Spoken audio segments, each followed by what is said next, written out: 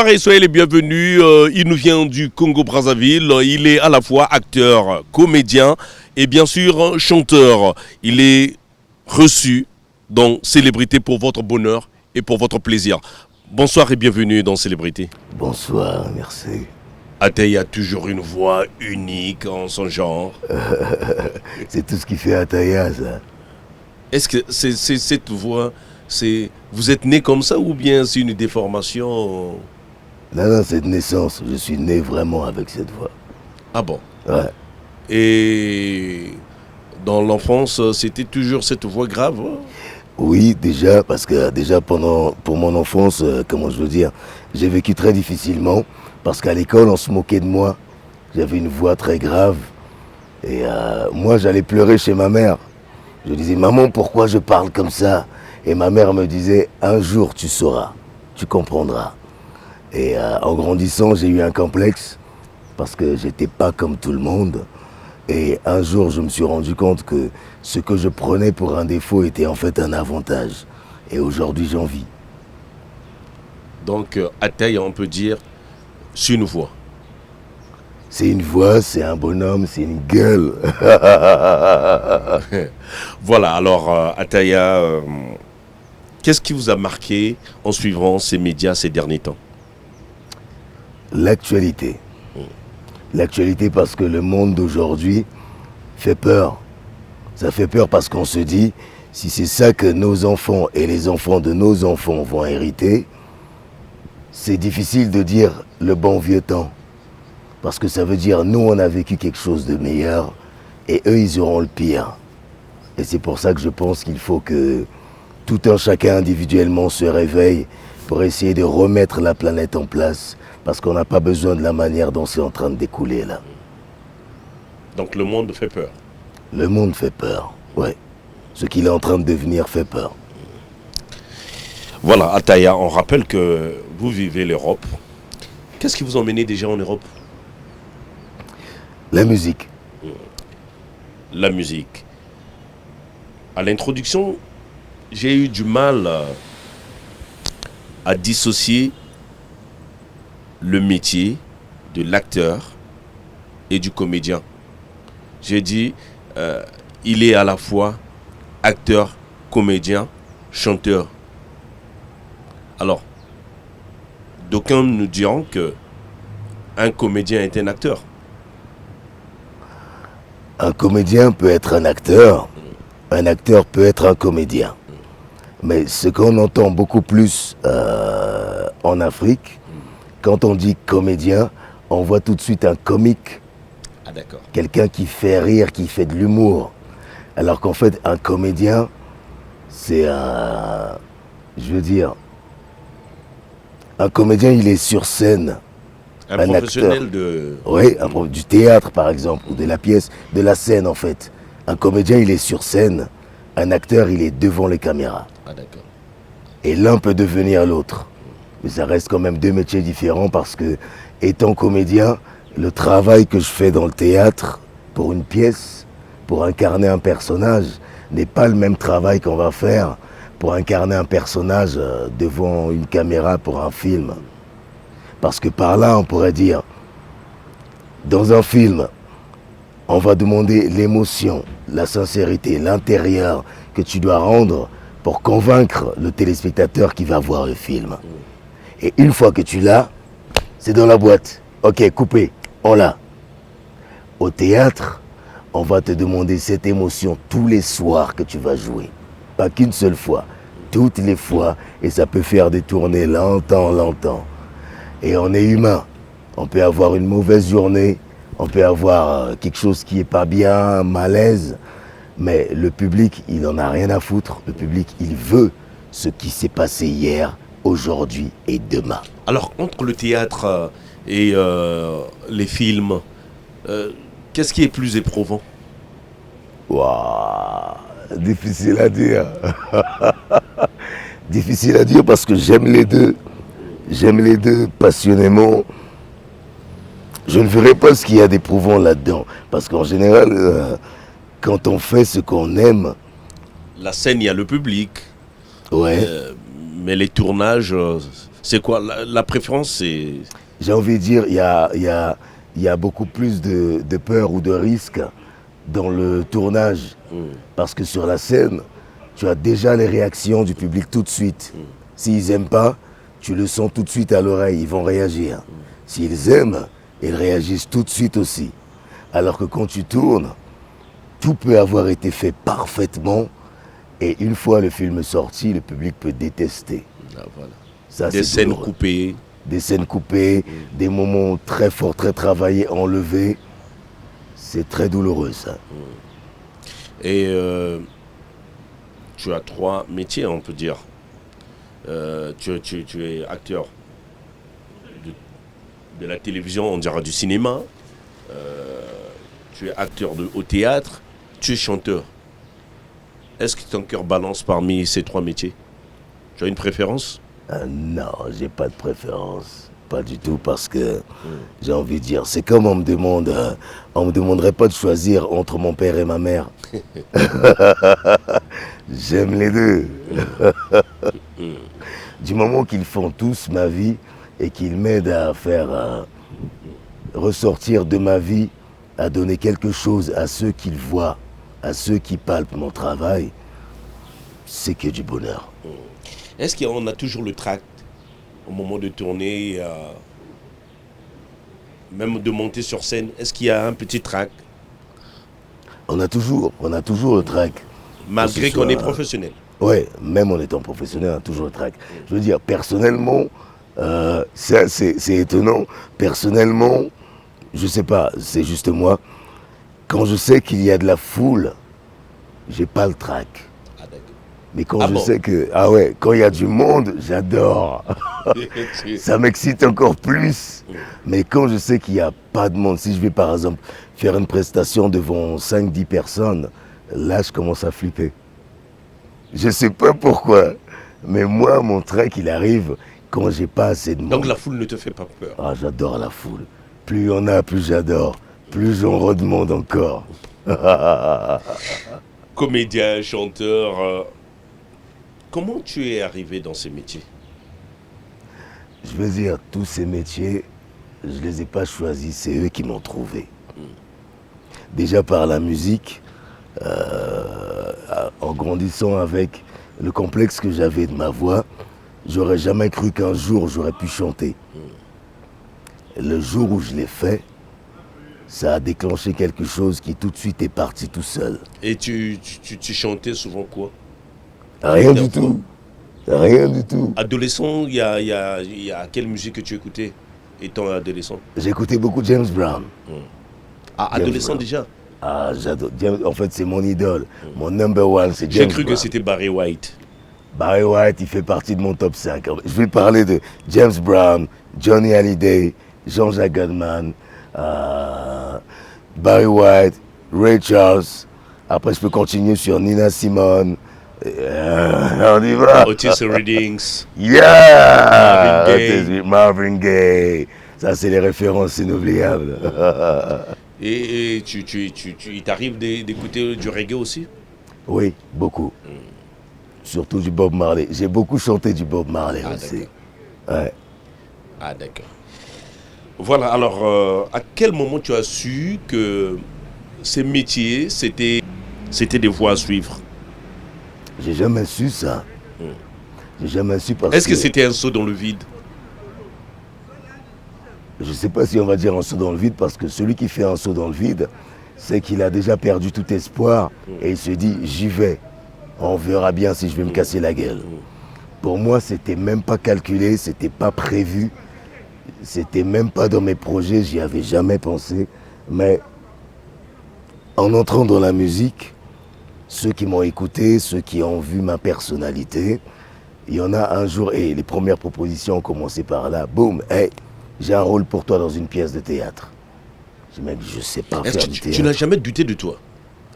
Est-ce que la voie que je suis va aboutir ou pas? Il n'y a jamais eu un doute?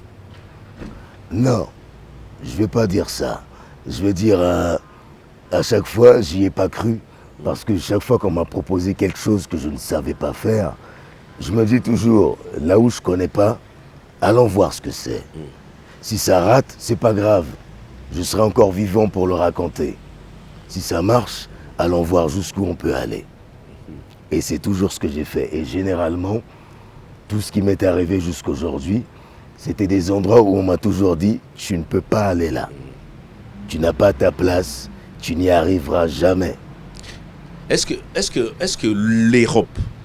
l'Europe a fait, disons, t'a aidé d'être ce que tu es aujourd'hui? Je veux dire, oui. Pas dans la personne ou le talent que j'ai, parce que le talent que j'ai, je suis né avec. Et plus je l'ai découvert, je l'ai développé avec le temps. Mais je dois reconnaître une chose, c'est que la personne qui m'a donné ma première chance, quand personne ne voulait de moi, c'était dans la musique. Quand tout le monde me faisait juste des applaudissements pour dire bravo Ataya, c'est bien, ce côté, on aime bien, continue comme ça. Mais il n'y a personne qui m'a donné ma chance. C'est un mec, il s'appelle Guillaume Kidula. C'est un blanc, c'est un Français. Et c'est lui, il m'a vu juste chanter dans un bar. Là où je venais jouer tous les soirs, je chantais pour 3 sous. Je chantais de 19h à 4h du matin. Et lui m'a écouté un soir, il a dit « Viens, il faut que tu montes sur scène devant un vrai public. » Et là, pour une fois, je peux dire, j'y ai pas cru. J'ai dit, moi, je peux rassembler personne. Qui veut venir écouter Ataya, tu m'entends parler? Il a dit, tu vas chanter, ça va le faire. Et ce que j'ai adoré chez ce mec, je dois le reconnaître parce que c'est lui qui m'a ouvert ma première porte. Il a cru en toi. Il a cru en moi, à un point où il a misé sur moi dans son travail. Il a dit, si Ataya chante pas, je lâche tout. Il a misé sa carrière sur moi. Et j'ai fait mon premier concert. Tout le monde a commencé à demander Ataya. Et ce mec-là, j'oublierai pas que c'est par lui que les gens ont commencé à me regarder d'un autre œil. Alors, parlons de la musique. Tu écris tes textes? Oui. Tes textes sont autobiographiques? C'est du vécu ou bien c'est des imaginations? En fait, toutes mes chansons sont que du vécu. Il n'y a que soit du moi, personnellement, soit de ce que je vis ou de ce que je vois. Mais c'est toujours du réel et ça peut partir de quelque chose qui n'a pas forcément enregistré. Je veux dire, je chante à la fois du sexe, de la fête, du désespoir, de l'espoir, de la douleur, de la déception. Je chante de tout, mais de tout ce que je chante, j'y mets du vécu, j'y mets de la vie. Et ça n'empêche pas que j'interprète aussi des chansons qui ont été écrites par d'autres personnes. Et comment peut-on appeler la musique d'Ataya Mokonzi? Il faut partir du départ. J'ai commencé la musique, j'ai fait du coupé décalé. Ah bon, carrément. Ah là là, avec cette voix-là. J'ai commencé avec décalé alcoolisé. Tout le monde m'a dit, à l'époque, c'était que les Ivoiriens qui le faisaient. Les gens, ils ont dit, c'est pas pour les Congolais, laisse tomber, arrête. J'ai dit, je veux le faire quand même, j'ai envie de le faire. Et après, derrière moi, il s'est passé des tas de choses. Bon, je ne vais pas revenir là-dessus, mais j'étais pas vraiment à ma place. Alors j'ai fait du zouk. Et j'ai fait du zouk. Du zouk love? Ouais, zouk love alcoolisé. Et c'était bien, mais j'étais toujours pas à ma place. Ensuite, j'ai commencé à faire des interprétations de chansons françaises. C'était bien, mais à un moment, je me suis dit, si je chante seulement les autres, qui chantera Ataya si on m'entend pas? Et là, j'ai commencé à faire du rock and roll. Et le rock and roll qui m'a fait emmener beaucoup plus loin dans des scènes internationales m'a ramené sur ce que je suis en ce moment dans le genre musical. Donc on peut dire que Ataya Mokonzi est chanteur rock. Chanteur rock and roll et blues. Ah ok. Surtout c'est le blues en ce moment parce que je me suis vraiment retrouvé dans le blues. Il y a à la fois l'histoire, les racines, la force et la puissance qui ne sont pas que du I'm so lonely baby, que de la douleur, de la tristesse, qui font partie de cette force qui a quitté de si bas pour briser les chaînes et pour dire hey, je suis là et je tomberai plus jamais. Alors, pour le plaisir et le bonheur des téléspectateurs, on peut écouter une ou deux mesures. Une ou deux mesures, juste un extrait. C'est un petit truc de blues. Enfant de Brazzaville, sorti de Mafuta, parti de rien, parti pour très loin, qui n'oublie pas son chemin. Peu de montée dessus, right now I'm here in my place, and you know my tears are real, baby. So I'll be right there.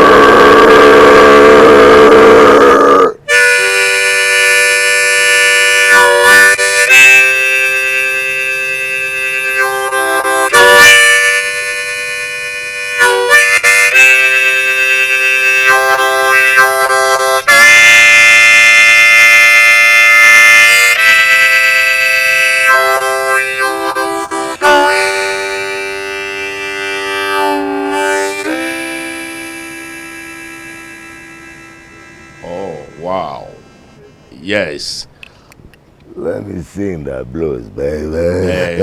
On sent de l'émotion quand tu... C'est un autre ATR, c'est magique. Là, c'est comme si c'était une transmutation. Ah, Tu ressens quoi? Je me sens plus vrai qu'autrefois. Parce que je dois avouer, avant je chantais pour plaire. Aujourd'hui, je ne chante pas pour plaire. Parce que on ne peut pas plaire à tout le monde, mais Là, il y a de l'âme, on sent de l'âme. toucher, donner de la vie. Si quelqu'un peut ressentir quelque chose, c'est le principal. On n'a pas besoin de faire joli, on a besoin de toucher le cœur. Voilà. Alors, il y a combien déjà de morceaux que tu as pour toi seul? Oula, il y a eu plusieurs morceaux Ah, d'accord. que, évidemment, qui n'ont pas été entendus parce que à l'époque j'étais, je suis encore Monsieur Personne. Et puis aujourd'hui, je prépare un album. Ça fait longtemps que je dis ça. C'est le temps qui me manque pour le sortir et le bon timing. J'ai envie de dire, c'est le Covid qui m'a foutu en l'air. Parce que je m'apprêtais à sortir un truc avec des featuring du lourd. On a des chanteurs et chanteuses espagnols, brésiliens, australiens, américains, français et congolais aussi. Alors, Ataya, pour finir avec ce chapitre musique, y a-t-il des artistes actuellement que tu écoutes ou qui font vibrer ton cœur? Il y a des coups de cœur actuellement. Quels sont les artistes que tu écoutes? J'écoute de tout en fait. J'écoute un peu de Quel tout. est le disque actuellement que tu écoutes? Waouh. Ton coup de cœur actuel? Mon coup de cœur actuel. Je veux dire, je suis venu pour le mariage de ma sœur. Ah, d'accord. Ça, c'est un scoop. Je suis venu, j'étais au mariage de ma sœur et j'ai écouté une chanson, une fille, je rêve de chanter avec elle. C'est vrai. Elle chante une chanson, Jusqu'à la guerre, toi et moi. Ah, d'accord. Le ndolo, c'est jusqu'à la... Je sais pas. Daphné? Ouais, Elle est Daphné. camerounaise. Aïe, aïe, aïe. J'ai écouté ça, mais une fois, et je le garde dans mes écouteurs. Je rêve de chanter avec cette fille-là. Ah, Elle m'a d'accord. touché vraiment, quoi. Rien que chanter avec elle. On essaiera peut-être de faire le Au pont. secours. C'est plutôt à moi de dire au secours. Alors, un autre chapitre, Ataya, acteur au théâtre. Alors, cette expérience, le théâtre, peux-tu nous résumer en quelques mots? Encore une fois, le théâtre m'est tombé dessus par hasard, parce que j'ai intégré une compagnie de danse contemporaine. J'ai été recruté normalement comme chanteur. Et en m'entendant parler, parce que souvent je dis des poèmes et j'aime bien parler, et il y a un écrivain qui était là, un auteur, qui m'a demandé d'improviser quelque chose. J'ai improvisé et il a dit « Ok, c'est toi qui vas dire le texte ». Et il a écrit ce texte pour moi. Je vais le dire, c'est Dieudonné Nyanguna. Il a écrit, c'est le texte Un rêve au-delà. Quand il a écrit, il a dit ce texte, je l'ai écrit que pour toi, parce qu'il n'y a que toi qui peux le dire. Personnalisé. Personnalisé. Et dès l'instant où je suis allé là-dedans, après tout s'est enchaîné tout de suite, je suis arrivé en France. J'ai été demandé dans plusieurs pièces de théâtre et j'ai atterri finalement chez les Chiens de Navarre, qui sont parmi les plus grosses compagnies de théâtre en France. C'est parmi les requins, vraiment, ce qu'on dit, les balaises des balaises. Et ils m'ont pris et j'ai pas compris en fait, Donc, tout s'est enchaîné très vite. On peut dire une fois en Europe, tu as été bien accueilli. C'était pas si facile que ça. D'accord. Mais j'ai envie de dire, c'est le travail qui fait qu'on te repère. Selon ce que tu donnes, c'est ce que les gens vont récupérer. D'accord. Et c'est là où comment ils vont te chercher. D'accord. On émet un peu le doute pour voir ton talent. Oui, parce que on juge beaucoup les gens souvent sur leur apparence déjà. Alors, parmi tous les rôles que tu as eu à jouer au théâtre, y a-t-il lequel t'a plus marqué et éprouvé? Celui que je joue en ce moment. Celui que je joue en ce moment parce que je suis en ce moment sur une toute nouvelle pièce de Abouedidi et les Maoussi, qui est un metteur en scène togolais. Et on est sur une pièce la création va sortir bientôt là. Et où je joue à l'intérieur deux personnages. En même temps, je joue celui qu'on appelle le drôle de passant, parce qu'il est très énigmatique, très poétique, très charismatique. Et en même temps, je joue le rôle de Dieu. Carrément. Et j'ai adoré ce rôle-là parce qu'en fait, on ne peut pas jouer Dieu, on doit l'être. Et c'est pas facile Un peu d'être comme Dieu l'a sur fait scène. Jim Carrey avec Morgan Freeman. Ah là là, c'est c'est très éprouvant, je dois l'avouer. C'est très éprouvant. Ah, d'accord. Mais au théâtre. Mais au théâtre. Voilà, alors, Ata et Amokondi, c'est aussi les voix off. Alors, comment tu t'y prends? Qu'est-ce qu'on peut retenir avec les voix off? Avec les voix off, je dirais, j'ai eu plusieurs propositions. Dès l'instant où je suis arrivé en France, dès que j'ai commencé mes premières interviews, on m'a proposé de faire des doublages. Ça ne m'intéressait pas au début. Au début, je me disais, ouais, j'aimerais bien en faire, mais j'étais pas sûr parce que je me dis, en fait, j'ai un problème, je ne m'entends pas comme les gens ils m'entendent. Ah, d'accord. Du coup, même là, ce que les gens ils vont entendre, moi, je ne sais pas ce qu'ils vont sentir parce que je suis né avec. Donc, je ne sais pas ce que ça fait d'entendre ma voix. Et j'ai reçu un scénario derrière moi pour un nouveau manga qui s'appelle Royal Cobra. Et on m'a proposé de jouer le rôle du méchant. Et au début, j'ai pas accepté tout de suite. Ah, J'ai il lu le t'arrive de scénario. refuser les rôles? Ouais, bah oui, ça m'arrive Ah de bon? refuser. Ouais. Il y a des rôles, quand je lis le scénario, je dis non, ça je le prends pas. Quand ça m'intéresse, je dis ouais, je le fais. Et quand je le fais à fond. Je suis le premier arrivé sur le plateau et le dernier à partir. Ah, d'accord. Et sur ce rôle-là, dans Royal Cobra, ce qui m'a intéressé beaucoup, c'est la philosophie du personnage. On sait très bien que c'est le mauvais de l'histoire, c'est l'ennemi. Mais son langage, ce qu'il dit, ça m'a beaucoup intéressé parce qu'il part sur une base où il dit « le combat est inévitable ». C'est la base de tout son dialogue.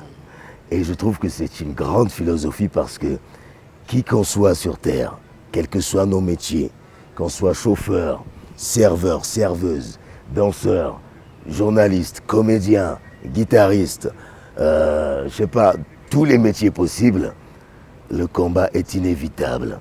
Parce que si tu ne te fais pas exister, personne ne saura que tu existes. Alors, tu as eu à faire des formations, des doublures en Europe pour faire ce que tu fais?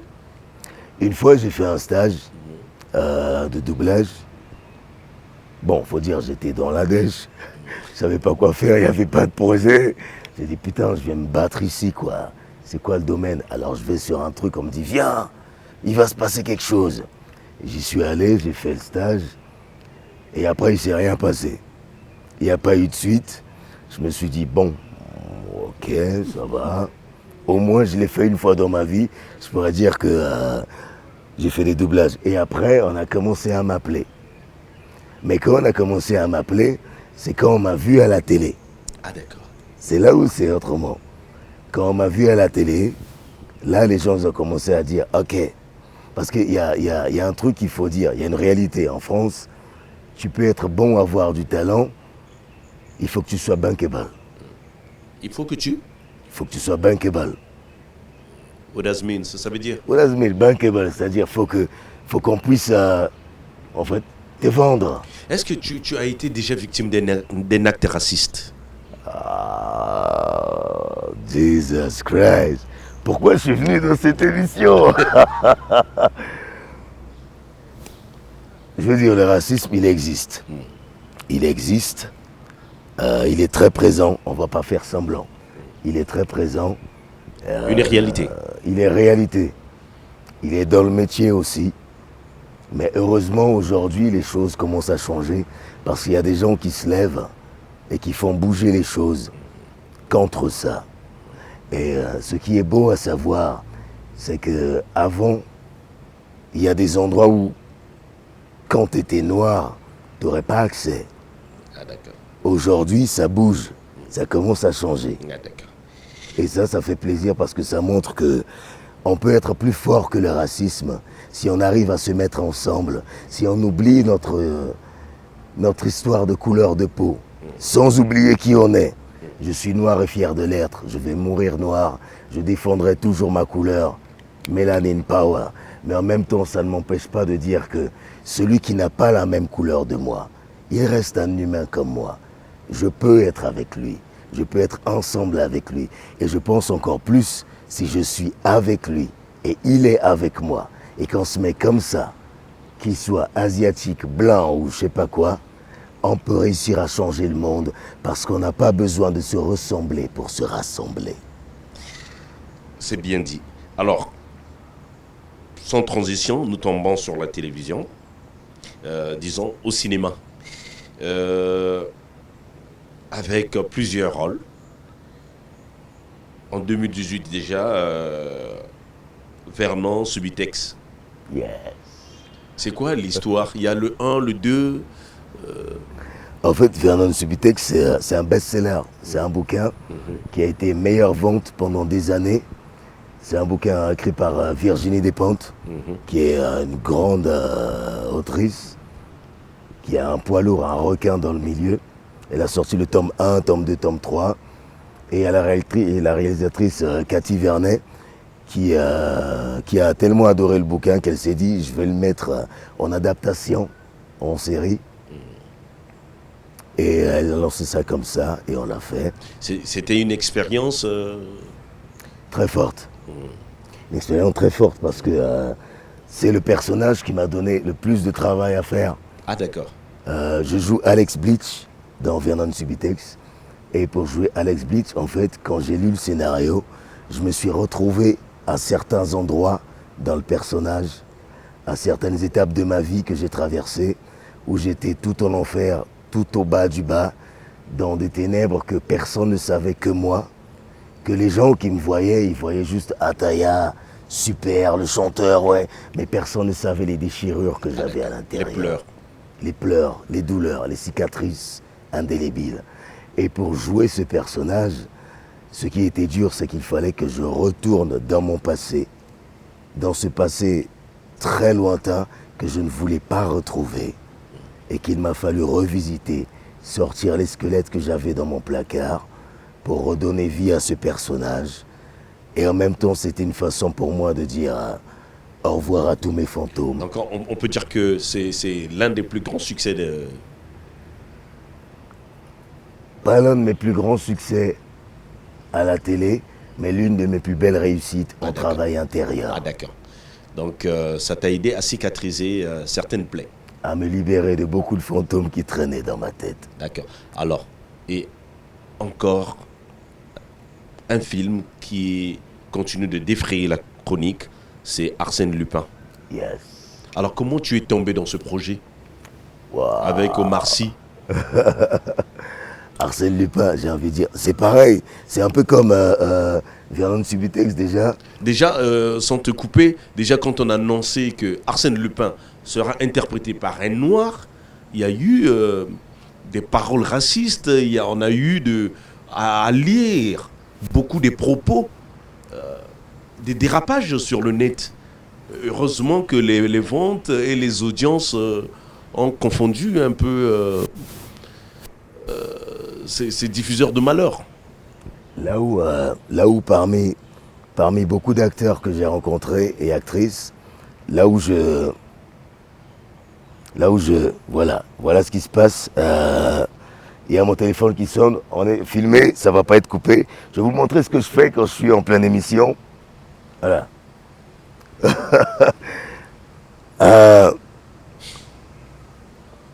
Ce que j'aime chez cet acteur, il a une sagesse parce qu'il y a eu un déferlement de racisme autour de Arsène Lupin et il n'a pas parlé, il n'a rien dit, il n'a pas répondu, il a été insulté de partout, il n'a rien dit parce qu'il savait ce qu'il était en train de faire. Il savait que le regard que les gens avaient, c'est pas là où lui il allait. Lui il allait ailleurs, il emmenait l'histoire autrement. Mais le simple fait de répondre parfois à certains imbéciles leur donne plus d'énergie pour raconter plus de bêtises. Et c'est là où il faut avoir la sagesse parfois de ne pas réagir à certaines méchancetés qui peuvent être tellement gratuites par certaines personnes qui veulent enflammer un réseau.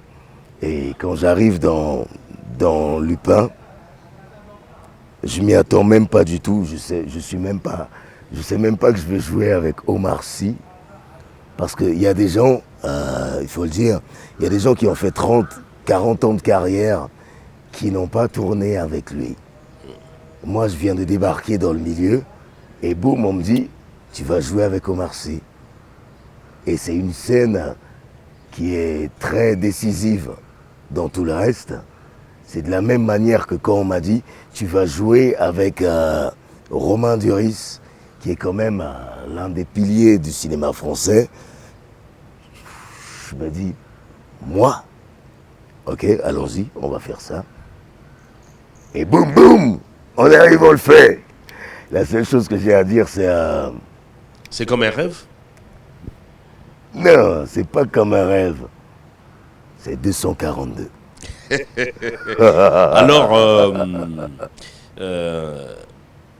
il faut dire que ce métier nourrit son homme, apparemment.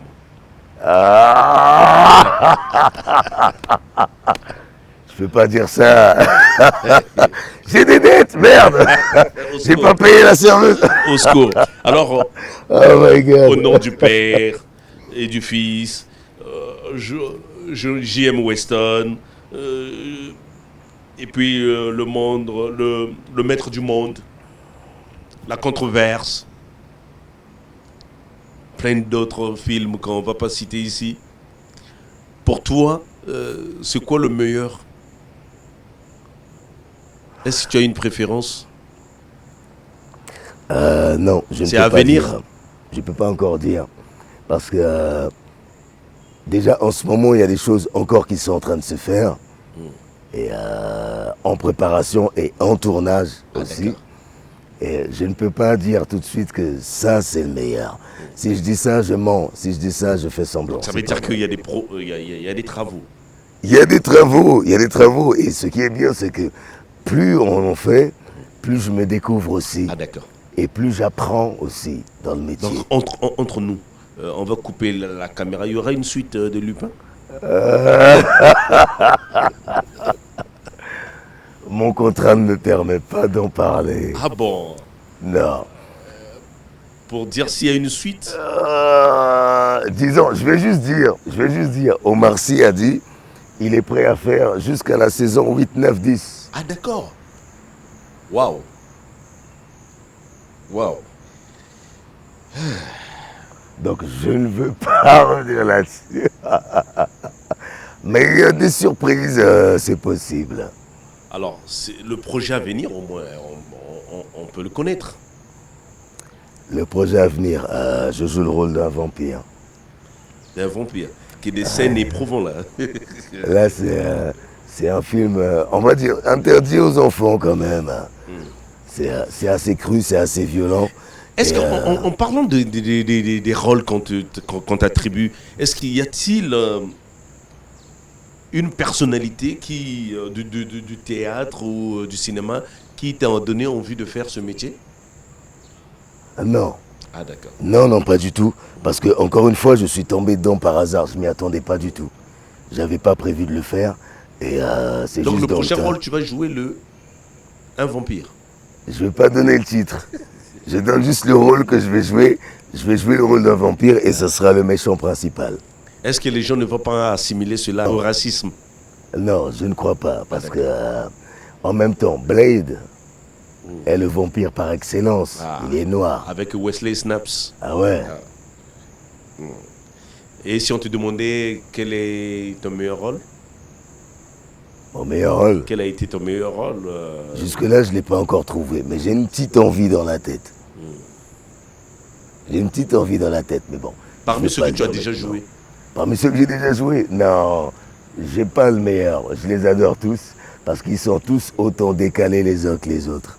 Ah, d'accord. Et au cinéma, même pour les autres, y a-t-il un rôle que tu aimerais jouer?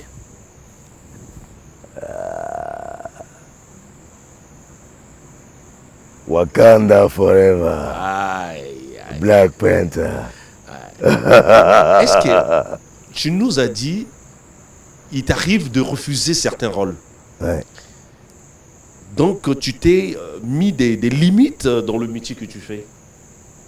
Oui, oui. Est-ce que cela veut dire que en tant qu'acteur, en tant que comédien, tu t'interdirais par exemple à jouer un film porno, Évidemment, oui, bien sûr. un film X? Je dirais non.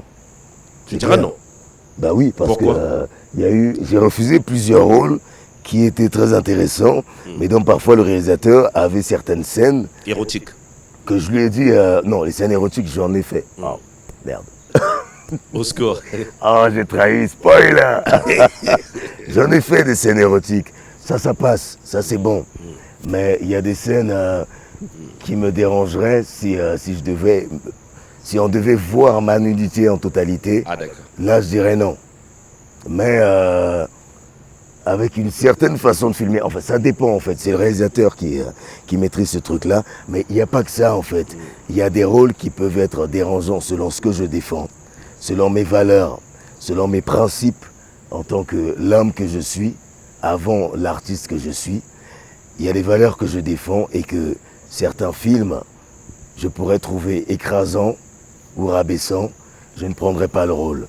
Et j'aurais pas besoin de le justifier, je dirais juste ça ne me plaît pas. C'est vrai que tu as parlé du complexe que tu avais quand tu étais gosse avec ta voix.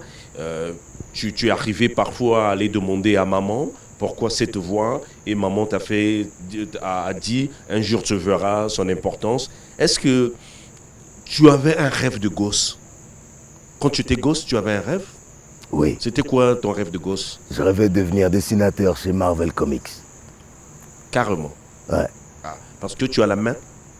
Ah ouais, je suis dessinateur, je faisais des bandes dessinées et tout. Ah d'accord. Et je me faisais souvent sortir de classe pour ça. Parce que pendant que tout le monde fait cours, moi je faisais des bandes dessinées. Et après je suis allé chercher, bon, c'était ici au Congo. Il faut dire une chose, les opportunités, il n'y en a pas, il faut être clair, c'est une réalité. Tu veux être dessinateur dans une grosse boîte de bandes dessinées, tu es au Congo-Brazzaville, on n'a pas les portes. Et pourtant on a les moyens qu'il faut pour ça.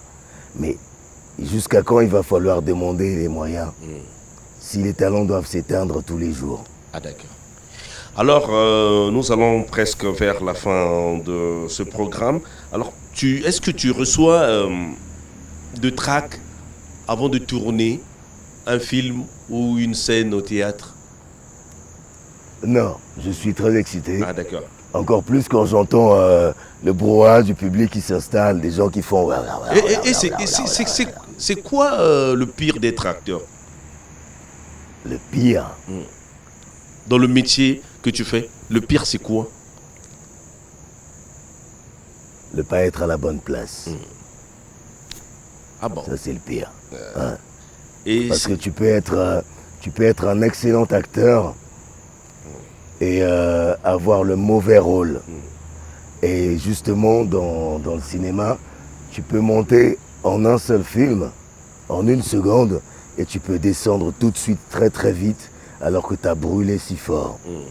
Il suffit d'avoir le mauvais rôle. Et parfois, il faut le dire, parce que c'est pas toujours la faute aux acteurs. Parfois, l'acteur a un bon rôle. Il a bien incarné son rôle. Mais parfois, le réalisateur peut avoir peut-être la mauvaise remise au niveau des téléspectateurs qui vont pas aimer, alors que le jeu d'acteur, quand tu le regardes, tu dis il a été excellent, mais le film a fait un flop, alors que l'acteur est très bon. Est-ce que tu as un film préféré?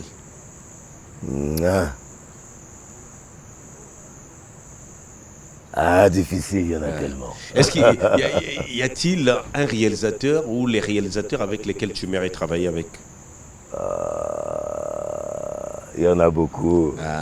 Je vais pas le dire là, non. Oh, le piège.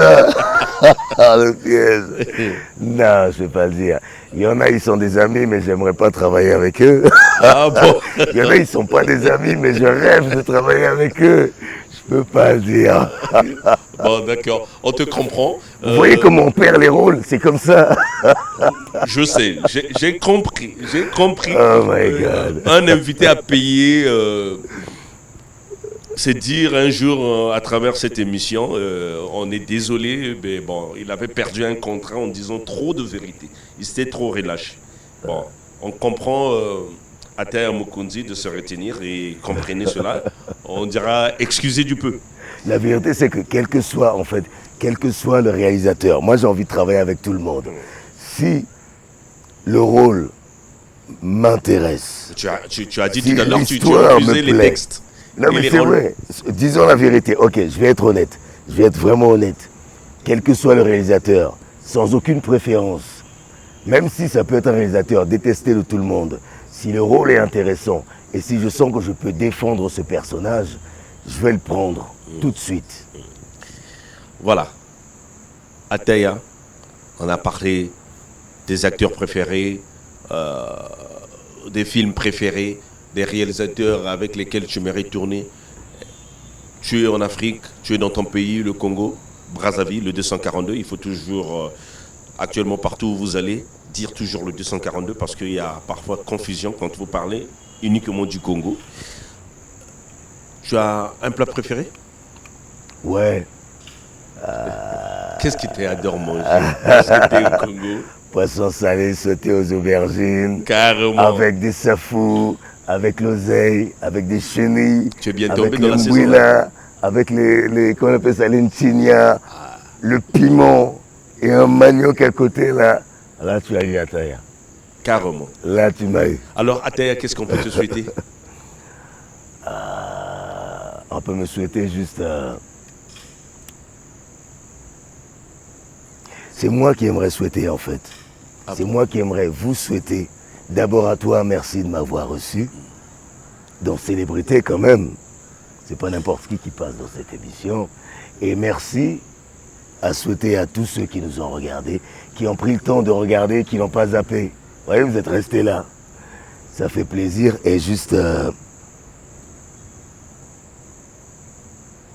je souhaite qu'on nous voit beaucoup plus haut encore et beaucoup plus loin.